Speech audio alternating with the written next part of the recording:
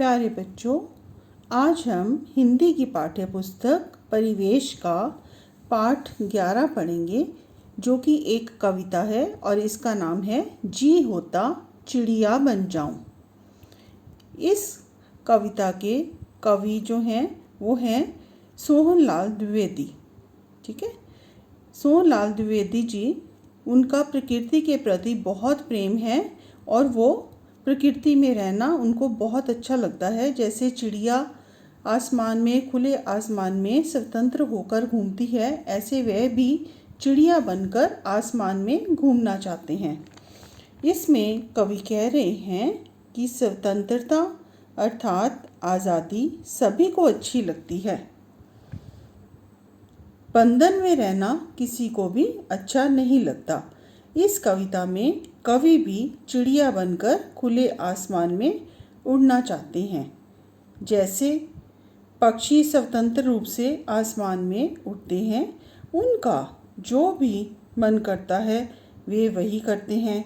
वे जंगल, घाटी, पर्वत की सैर करते हैं। वैसे ही कवि भी चिड़िया की तरह ऐसा ही जीवन जीने की कल्पना करते हैं, जिसमें कोई बंधन ना हो। वह चिड़िया बनकर खुले आसमान में उड़ना चाहते हैं। बच्चों, आप सोचो कि आप क्या बनना चाहते हैं। आपका मन करता है कि चिड़िया बनकर आसमान में घूमें आप? तो आप भी सोचें कि आपका मन क्या करता है। अगर आप भी चिड़िया की तरह स्वतंत्र होकर आसमान में घूमें तो आपको कैसा लगेगा।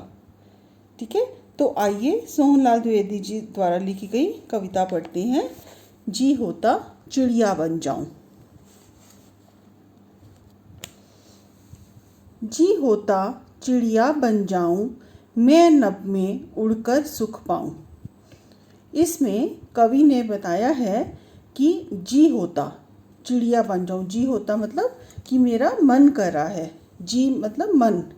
ठीक है, मेरा मन कर रहा है कि मैं चिड़िया बन जाऊं, मैं नभ में उड़कर सुख पाऊं। नभ का अर्थ है आसमान, आकाश। मैं आकाश में उड़कर सुख पाऊं का अर्थ है कि बहुत खुश होऊंगा मैं कि अगर मैं चिड़िया बनकर आसमान में उड़ूंगा।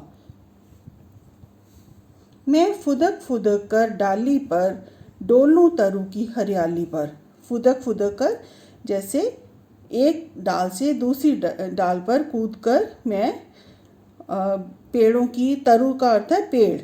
ठीक है, तरु की हरियाली, हरे भरे पेड़ों पर इधर उधर फुदक फुदक कर आनंद लूं। फिर कुतर कुतर कर फल खाऊं, जी होता चिड़िया बन जाऊं। जैसे फल लगे होते हैं पेड़ों पर और कवि का मन कर रहा है कि काश मैं चिड़िया बन जाऊं और मैं पेड़ों से ऐसे ही कुतर कुतर कर पेड़ों से फल खाऊं। जंगल जंगल में उड़ूं विचरूं, पर्वत घाटी की सैर करूं। कि जैसे चिड़िया स्वच्छंद होकर कहीं से भी घूमती है, वो कहीं भी चली जाती है, ऐसे ही कवि का मन भी कर रहा है कि मैं भी जंगल में इधर उधर घूमूं और कभी पर्वत पर, कभी घाटी पर, और इस तरह से मैं स्वच्छंद होकर सैर करूं, आज़ाद होकर मैं सैर करूं, मुझे कोई भी रोके टोके ना।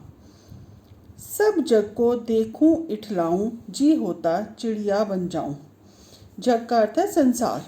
ठीक है, सब संसार, सारे संसार को मैं देखकर मैं खुश हूँ और मस्ती करूँ और जी होता चिड़िया बन जाऊँ। मेरा मन करा है कि काश मैं चिड़िया बन जाऊँ। कितना स्वतंत्र इनका जीवन, इनको ना कहीं कोई बंधन। जैसे आप चिड़िया को देखते हैं कि उनका मन करता है, जहाँ भी मन करता है वहीं जाकर बैठ जाती है, जब दिल करता है उड़ जाती हैं, कहीं भी पहुँच जाती हैं वो। तो इस तरह कवि का मन भी कर रहा है कि जैसे चिड़िया स्वतंत्र रूप से घूमती है और इनको कोई बंधन नहीं होता, इस तरह मेरा भी मन कर रहा है कि मैं भी चिड़िया बनकर इधर उधर घूमूं और किसी बंधन में ना बंधूं। ठीक है, मैं भी इनका जीवन पाऊं, जी होता चिड़िया बन जाऊं। चिड़िया के समान मेरा भी मन कर रहा है कि इन्हीं के तरह मैं भी अपना जीवन जीऊं और आज़ाद रहूं और प्रकृति का आनंद लूं। इस तरह से ये कविता आप अच्छे से पढ़ेंगे और इसको याद करेंगे। धन्यवाद।